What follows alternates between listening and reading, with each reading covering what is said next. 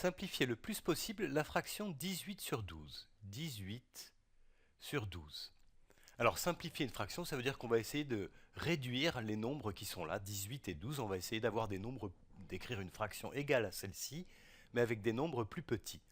Et en fait, ça revient à chercher comment est-ce qu'on peut diviser le numérateur ici 18 et le dénominateur ici 12 par un même nombre, hein. Donc on va chercher un diviseur commun de 18 et de 12, c'est-à-dire un nombre qui divise 18 et qui divise 12. Alors je vais le faire, on peut le faire ça de plein de manières différentes, mais là je vais le faire de plusieurs manières aussi, on va voir. Donc ce que je peux remarquer déjà, c'est que 18 c'est un nombre pair, donc je peux le diviser par 2. Et puis 12 c'est un nombre pair aussi, donc je peux tous les deux les diviser par 2. Donc je vais pouvoir écrire une fraction égale à celle-ci en divisant le numérateur et le dénominateur par 2.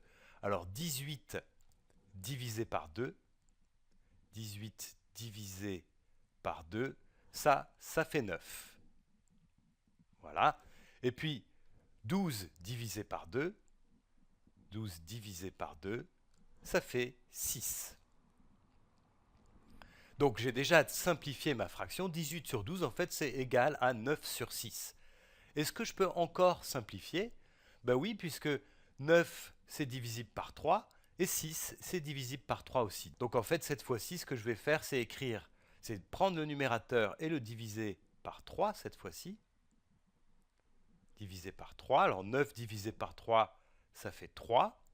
Et au dénominateur, j'ai 6 que je vais diviser par 3 aussi. Voilà. Et 6 divisé par 3, eh bien, ça fait 2. Voilà, donc cette fraction-là, 18 sur 12, en fait, elle est égale à celle-ci, 3 demi. Et là, 3 et 2 n'ont pas de diviseur commun, donc ça, c'est la version simplifiée de ma fraction, hein. 3 demi. Alors évidemment, on pourrait continuer, hein, diviser encore par 2, par exemple, mais on aurait à ce moment-là des nombres à virgule, en haut ou en bas, ou en haut et en bas. Et ça, on ne veut pas. On préfère garder avec les fractions, il faut toujours essayer de garder des nombres entiers, hein, sans virgule. Voilà, ce que je peux remarquer aussi, c'est que là, on aurait pu faire comme ça directement, en partant de 18 sur 12.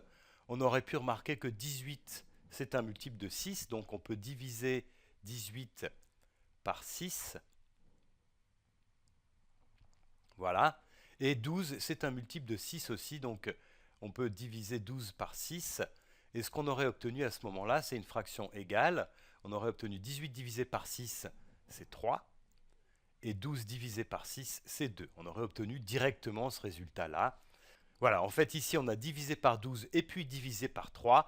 En fait, ça correspond en tout à diviser par 6. Alors, je peux le faire d'une autre manière, qui est très pratique. En fait, 18,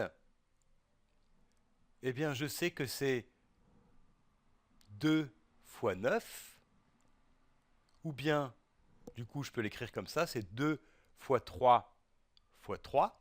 Je décompose 18 en facteurs premiers, hein, en un produit de plusieurs facteurs. Et puis 12, je vais faire la même chose. 12, c'est 2 fois 6, et c'est aussi 2 fois 3 fois 2. Alors maintenant, 18 sur 12,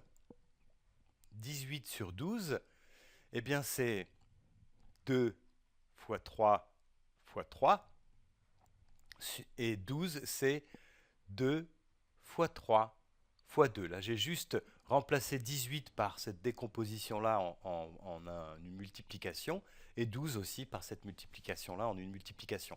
Ça, c'est très pratique. Si vous ne voyez pas directement par quel nombre on peut diviser, de passer par les décompositions comme ça, c'est très pratique, parce que ici, on voit que là, ce nombre-là, je peux le diviser par 2. Ce nombre-là aussi, je peux le diviser par 2. Donc, en fait, on peut barrer ces deux-là, puisque quand je divise 2 fois 3 fois 3 par 2, eh bien le 2 s'en va. Et quand je divise 2 fois 3 fois 2 par 2, eh bien le 2 s'en va. Il y a un 2 en moins qui s'en va. Et ce qu'on peut remarquer ensuite, c'est que ici, j'ai 3 fois 3 qui est divisible par 3, hein, c'est 3 fois 3. Et en bas, j'ai encore un 3. Donc je peux aussi diviser en bas par 3. Donc je peux diviser en haut par 3 et en bas par 3, ce qui veut dire que je peux simplifier les 3. Alors j'enlève les 3 aussi comme ça. Et ce qu'on obtient finalement, c'est 3 demi. Voilà, évidemment, on trouve le même résultat que tout à l'heure, tant mieux.